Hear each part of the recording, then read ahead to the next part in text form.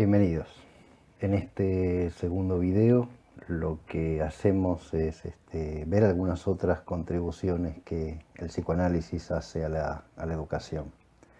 Partimos de una premisa que ya fue establecida en el primero de los videos en cuanto a este tema, que tiene que ver con que el psicoanálisis, en principio tenemos que decir, no tiene una teoría del aprendizaje, no pretende reemplazar a la pedagogía, ni siquiera transformarse en una escuela pedagógica, sino más bien, en el último de los casos, lo que podemos decir es que en algunos momentos intentó acercarse por requerimiento de la propia pedagogía, como veíamos en el video anterior en la época de Freud, o también por avance del propio psicoanálisis.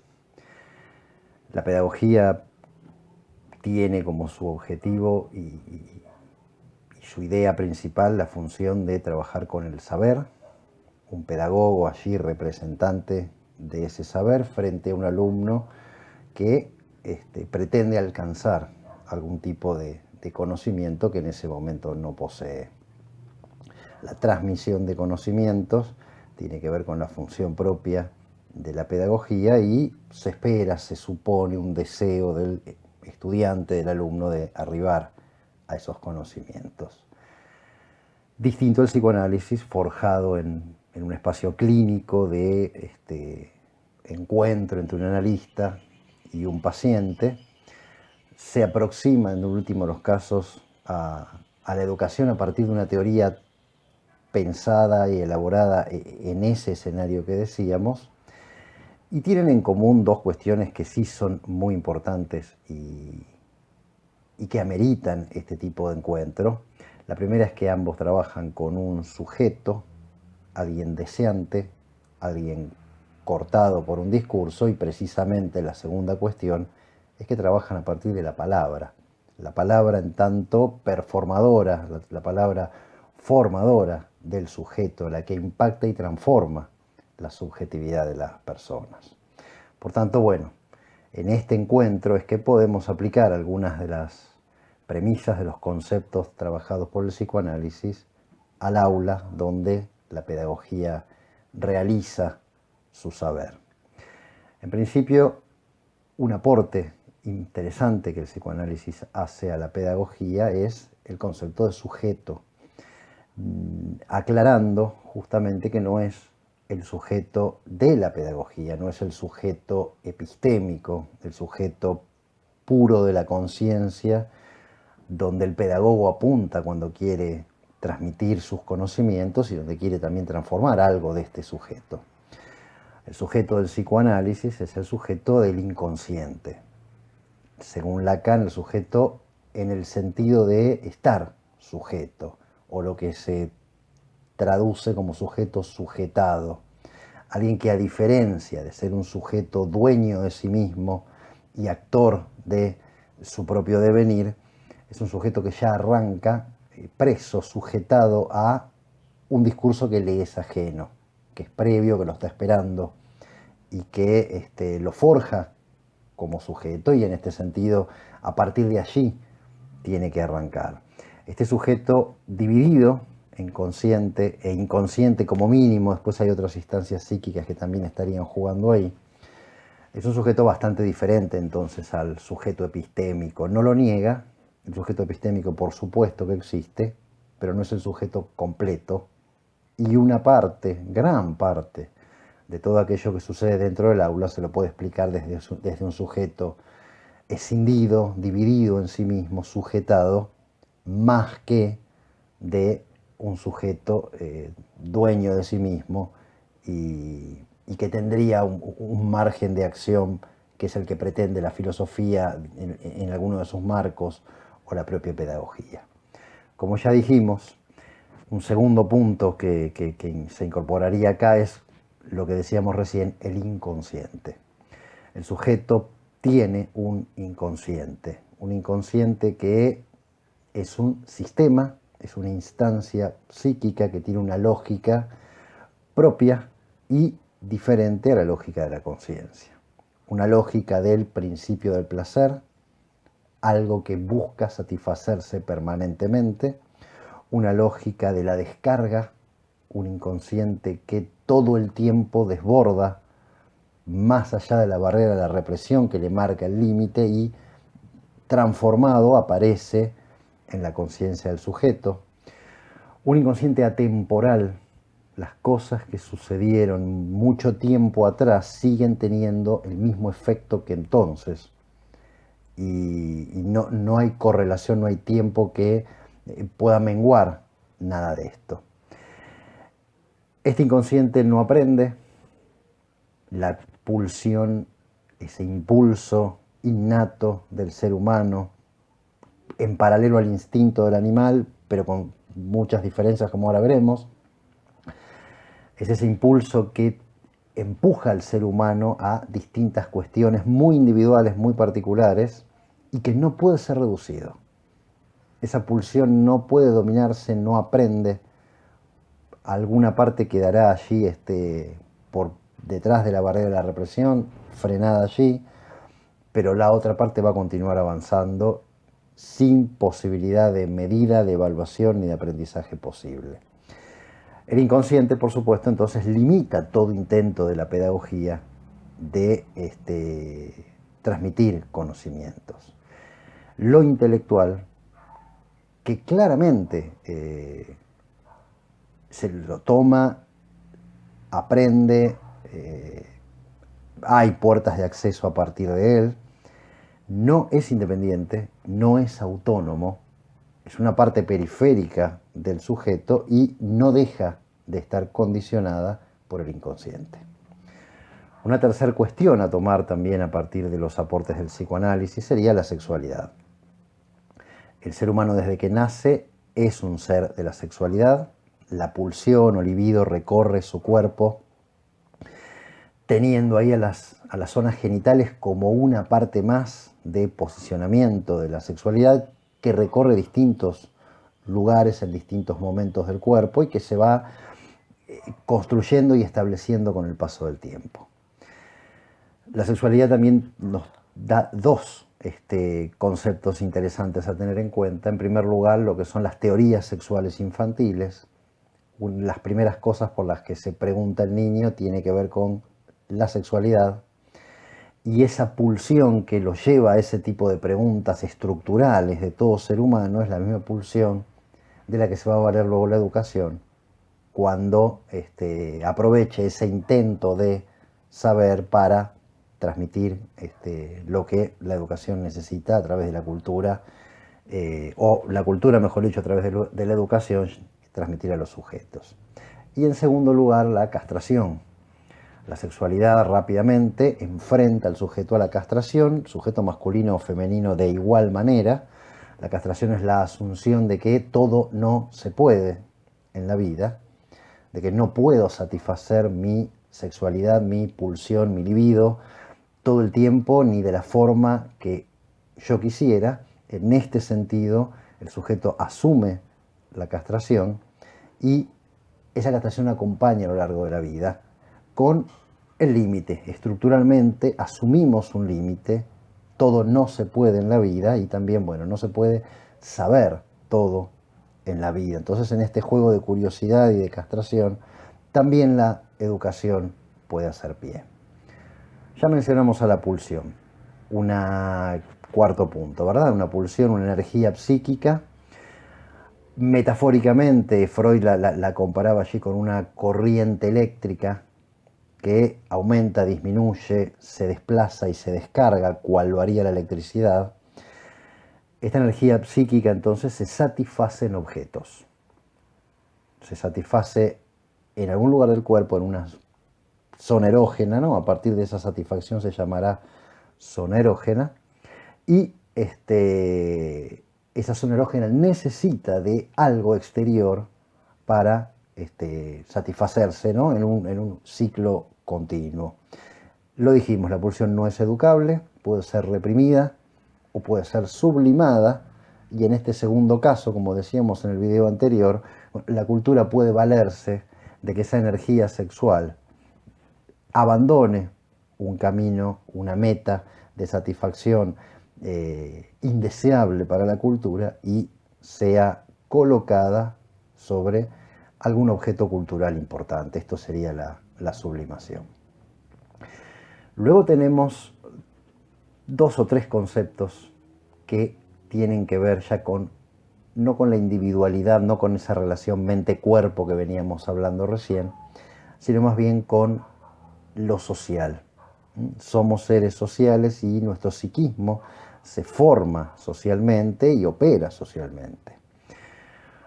Un punto muy importante que descubrió Freud y que todos los estudiosos del psicoanálisis posteriores fueron ahí ampliando es el concepto de transferencia.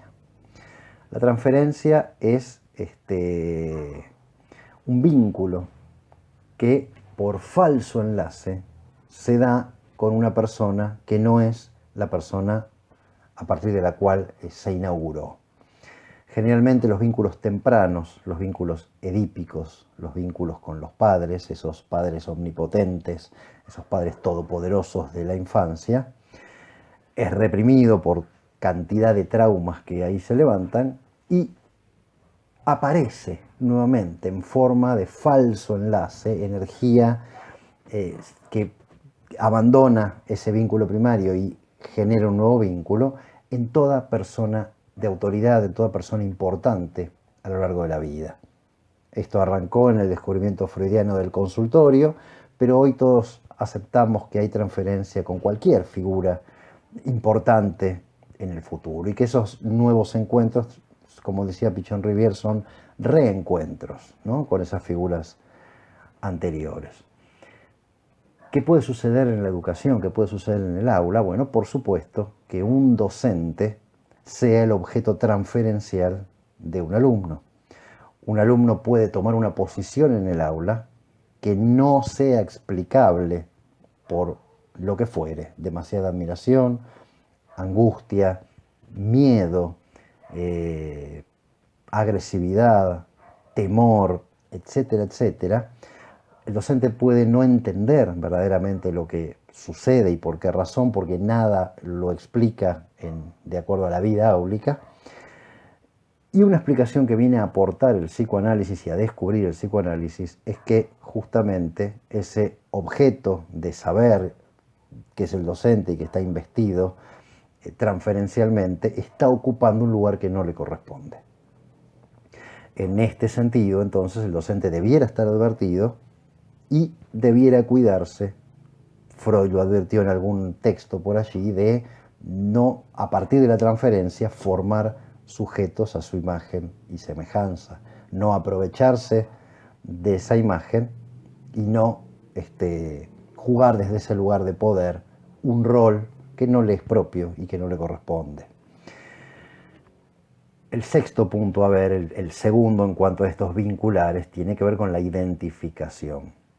La identificación es un concepto también clave para el psicoanálisis, es un concepto que habla de la constitución subjetiva. Nos constituimos como sujetos a partir de una identificación, en principio, imaginaria, de la imagen. ¿Con qué o qué será identificarnos? Identificarnos es reflejarnos en otro y tomar ese reflejo para modelar, moldear nuestra subjetividad. Entonces decíamos, el bebé, el recién nacido, se mira en los espejos de los adultos, seres con capacidades y poderes que él no tiene, para identificarse y buscar ser como ellos. Bueno, así a lo largo de toda la vida, siendo que somos sujetos que nos vamos constituyendo a lo largo de todo nuestro tiempo en la vida, vamos identificándonos con distintas personas. Tenemos lugares muy verificables, ¿no? Primero, por supuesto, son los padres, los ídolos, luego pasan a ser los héroes y los personajes de televisión. En la adolescencia, bueno, grupos de rock, deportistas. Bueno, así a lo largo de la vida se nos va mostrando cómo inconscientemente estamos buscando parecernos a personas que tienen lo mismo que decíamos al principio, tienen una cualidad en común, y es tener aquello que nosotros no tenemos. El sujeto se identifica con quien tiene lo que él no tiene. En esa identificación se completaría y en esa identificación, bueno, impactaría subjetivamente y lo ubicaría en nuevos lugares. El docente claramente puede ser también un lugar identificatorio, un lugar donde distintos alumnos, sin quererlo y por pura cuestión inconsciente, encuentren allí cualidades, características que a ellos les harían falta, que ellos quisieran tener. Y ahí tenemos también varias cuestiones peligrosas. Si no se reconoce, si el docente solo cree que por sus virtudes, por sus bondades, cuenta con la admiración de los alumnos, puede llegar a correr el riesgo de crear súbditos, de él tener un posicionamiento, una ideología, de transmitirla y de ver que sus alumnos identificados responden a su misma ideología y que no sería allí un verdadero aprendizaje. Haría mal en enorgullecerse como él defiende y transmite su forma de pensar, si en realidad lo que está ocurriendo allí es que hay identificación. No es con esa ideología precisamente con que los jóvenes se identifican, sino que esa ideología es un contenido que les sirve para identificarse con el portador de esa ideología y vaya a saber con qué, con su posición económica, con su capacidad de hablar, con el hecho de haber logrado algunas cosas en la vida, de tener lo que esos sujetos no tienen, y ahí entonces estaríamos en un riesgo. El saber puede transformarse en hipnótico sin cuestionamiento, sin debate posible, sin posibilidad de subjetivación. Ese es el grave peligro de la identificación. El séptimo punto y el tercero de aquellos que venimos hablando como vinculares es el deseo. Deseo que es muy individual, por un lado. El deseo es algo diferente a la necesidad. La necesidad, como el hambre, como la sed, como el frío, lo que fuere, aparece, pero cuando es satisfecho por el alimento, la bebida, el abrigo, desaparece. No así el deseo. El deseo es insaciable. Queremos algo, creemos que lo necesitamos. Cuando lo conquistamos sabemos que nos damos cuenta que no era eso, que no nos alcanza y vamos por una nueva cuestión y por una nueva cuestión y así avanzando por distintos objetos. Esto no es malo, esto es lo que nos hace avanzar como sociedad, como humanidad y también como individuos. El hecho de no encontrar nunca la satisfacción completa. Bien, el deseo toma una forma. No deseamos todos lo mismo y no deseamos todos de la misma manera, aunque deseemos el mismo objeto. El deseo parte de una necesidad. Sin necesidad, sin una falta, no hay deseo. Pero no es una necesidad biológica, como decíamos, sino una necesidad puramente psicológica. Cuando asumimos la falta, como hablábamos, luego del Edipo, luego de la ley, luego que el padre del Edipo, ¿no?, figura simbólica ahí, castra, nos corta, nos deja un hueco que vamos a intentar llenar a lo largo de toda la vida. Esa forma que tenemos, ese intento de completar ese hueco es lo que llamamos deseo. Bien, el docente ha llegado a la docencia seguramente en diálogo con su propio deseo, pensando que allí satisfacía lo que quería. Ahora, a ese lugar que llegó, ¿por qué razón llegó? ¿Es el mismo deseo de todos los docentes? Claramente no. Y una de las cuestiones que viene a informarnos el psicoanálisis y que debemos tener en cuenta es preguntarnos, ¿qué nos hace ser docentes? Sacarnos la primer pincelada, ¿no? Lo de afuera de la vocación, que es muy noble y muy digna y no podemos negarla, pero ir un poco más allá, a ver qué es lo que nos convoca a la docencia. ¿Será el poder? ¿Será el ser mirados por otros mientras damos clases? ¿Será el ser escuchados por otros, ganar ese derecho será el oprimir y asustar y amenazar a otro que depende de nosotros. Podríamos encontrar muchísimas cuestiones más profundas que llevan a las personas a la docencia. Eso por un lado. Esto está tomado también de lo que es el deseo del analista. También Lacan, desde el psicoanálisis, trabaja esto de por qué el analista está allí, en ese lugar de la cura, de la escucha psicoanalítica.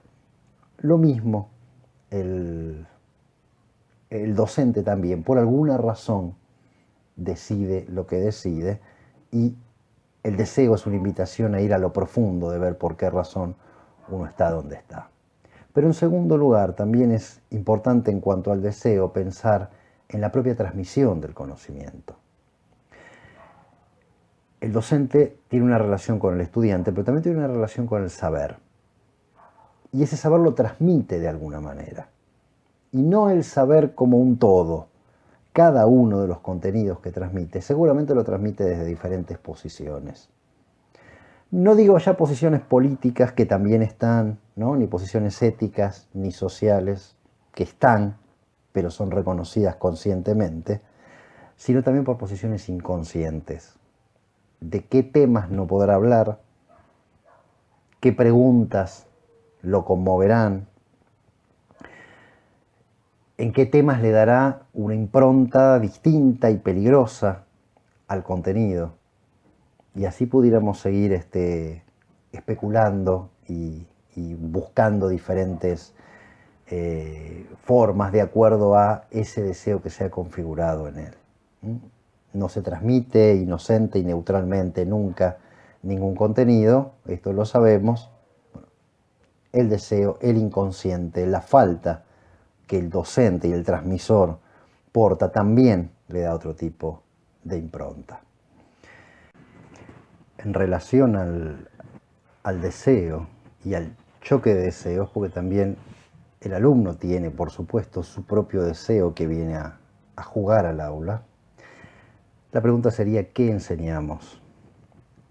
El deseo del docente implica el vínculo de su propio deseo con el saber, esto lo hace un docente,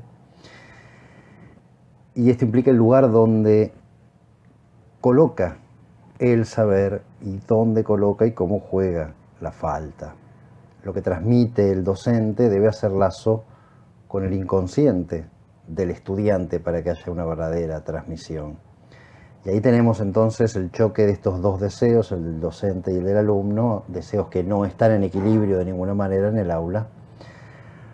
Y esto dará por resultado la obvia conclusión de que lo que se enseña no es igual a lo que se aprende.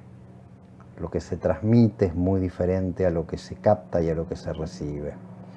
El tiempo del deseo y del inconsciente del alumno es diferente al tiempo del individuo alumno y es diferente al tiempo del transmisor del conocimiento. Estas diferencias le dan quizá el lugar que tiene ganado el psicoanálisis ya de pleno derecho en la educación, que es la mirada terapéutica o la mirada de diagnóstico. El lugar allí ubicado en el equipo de orientación escolar, el lugar del psicólogo de la escuela, donde ese tipo de mirada clínica y asistencial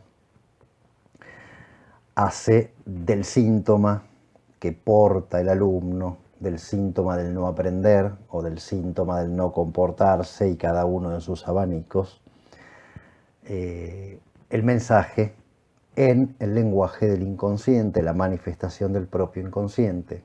Este mensaje a descifrar es lo que viene la experticia del psicoanálisis a dilucidar, a traer y a ofrecer a la escuela y a intentar luego el acompañamiento con este sujeto. Pero bueno, en vista de esto, lo ponemos aquí como conclusión. También hay un paso previo, también hay en la propia pedagogía hecha y derecha, en este encuentro de deseos, en este encuentro de inconscientes, en este encuentro de dos sujetos plenamente diferentes, en esta escena de la identificación, la transferencia, la pulsión, explicaciones de esa no posible aprehensión del conocimiento, esa no posible aprehensión de la norma de la escuela. En este sentido, entonces, el aporte último que queremos transmitir a partir de estos minutos de reflexión es correr la mirada terapéutica, correr la mirada del déficit y a partir de él la intervención, a la mirada más intrincada, más mezclada, más anudada, al hacer de la pedagogía y a la mirada de la escena áulica de ese encuentro entre sujetos del aprendizaje previo al hallazgo del déficit, al hallazgo de la dificultad. Es un aporte plausible, es un aporte interesante que el psicoanálisis puede ofrecer a la pedagogía. Les agradezco infinitamente la atención y nos estaríamos viendo, por supuesto, en futuros videos y futuras reflexiones. Muchas gracias.